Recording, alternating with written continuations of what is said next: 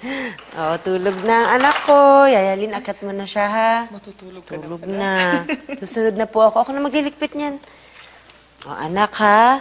Brush your teeth. Tapos magpe-play tayo bago ka matulog, ha? Opo. Halika na. Halika na. Brush your teeth. Tapos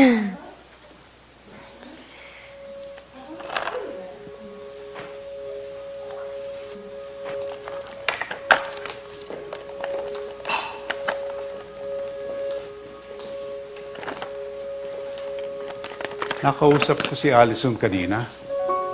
Parang umiiyak. I was trying to get her to forget the past, pero nagalit pa rin siya.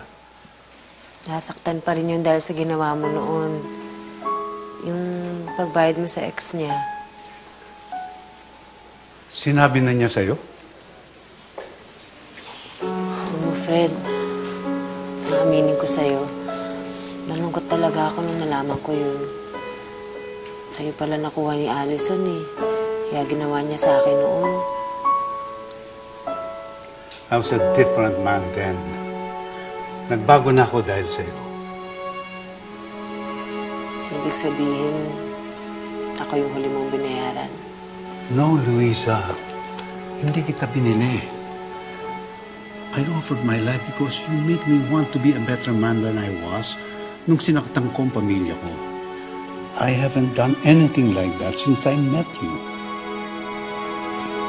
Alam ko naman yun eh. Naniniwala ako sa'yo.